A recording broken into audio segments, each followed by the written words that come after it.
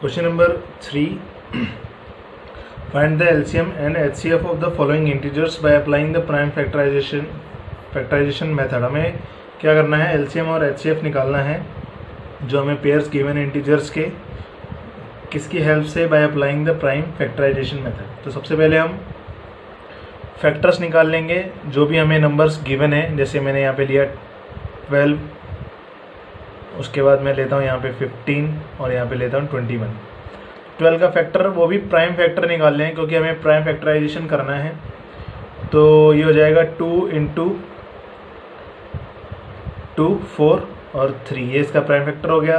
15 का हो जाएगा 3 5 15, 7 का हो जाएगा 3 7 21। तो अब हमें क्या करना है, इन फैक्टर्स हमने निकाल लिए।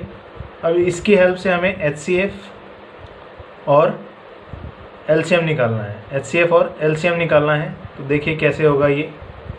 HCF यानी हमने पढ़ा था कि कॉमन होना चाहिए और स्मॉलेस्ट पावर में होना चाहिए।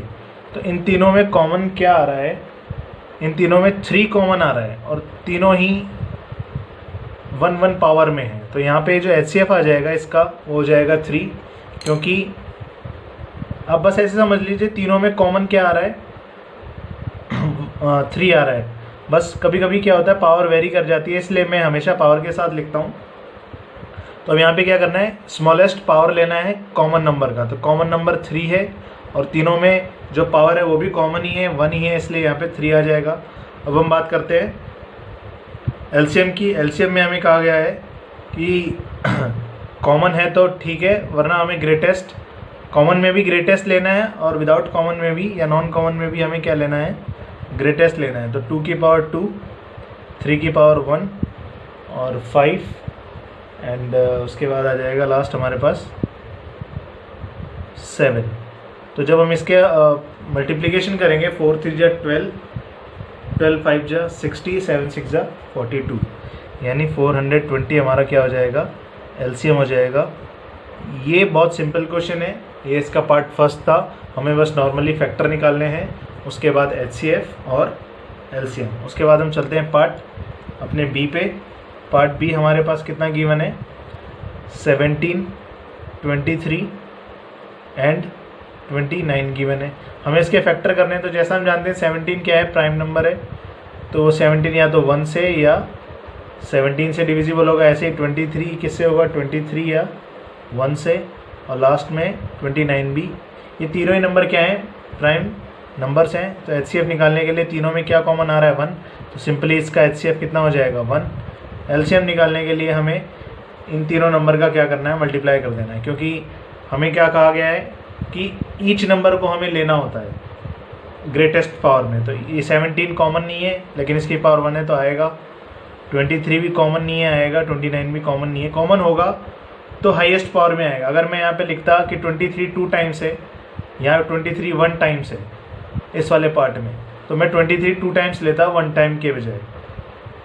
तो इस तरह से जब हम इसे मल्टीप्लाई करेंगे तो हमारे पास ये आ जाएगा 11,339। आप इसे अपनी कॉपी में मल्टीप्लाई करके देखिएगा। तो इस तरह से ये इसका LCM आ जाएगा। अब हम चलते हैं अपने पार्ट C की तरफ। पार्ट C में हमें दिया हुआ है 8, 9 और 25। 8 का फैक्टर होगा 2 × 2 × 2, 9 का होगा 3 × 3 और 25 का होगा 5 × 5। अब HCF की बात करते हैं। तो हमें क्या बताया गया था, स्मॉलेस्ट कॉमन फैक्टर। तो इसमें कुछ भी कॉमन नज़र आ रहा है आपको, ना तो 2 इसमें है, ना इसमें है, ना 3 इसमें है, ना इसमें है, ना 5 इन दोनों में है। तो कॉमन तो कुछ आ ही नहीं रहा। तो अब क्या करें इसके लिए। तो हमेशा याद रखें कि सब में हमेशा क्या कॉमन होता है, 1 कॉमन होता है। या हम ये भी कह सकते हैं कि जिसमें कुछ भी कॉमन नहीं आता उसमें हम 1 को क्या मान लेते हैं, उन तीनों नंबर का या जितने भी नंबर गिवन हो उनका HCF मान लेते हैं। किस केस में, जब फैक्टर्स में, प्राइम फैक्टर्स में कुछ भी कॉमन ना आ रहा हो, जैसा कि इस केस में हुआ, कुछ भी कॉमन नहीं आ रहा है, हम क्या करेंगे, 1 को क्या मान लेंगे, HCF मान लेंगे क्योंकि 1 तीनों में कॉमन होता है। अगर हम 1 का मल्टीप्लिकेशन करेंगे तीनों में तो 8, 9 और 25 में कोई भी चेंज नहीं होगा, वो 8, 9 और 25 ही रहेंगे।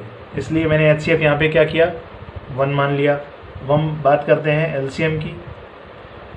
तो LCM में हमें बताया गया था कॉमन है तो भी ग्रेटेस्ट में लेना है और कॉमन नहीं है तो भी ग्रेटेस्ट में लेना है।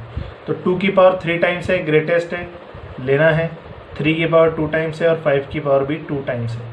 और जब हम इसे मल्टीप्लाई करेंगे तो हमारे पास आ जाएगा ये 8, ये 9, ये 25, यानी हमें इन तीनों नंबर्स का मल्टीप्लाई कर देना है तो हो जाएगा 1800।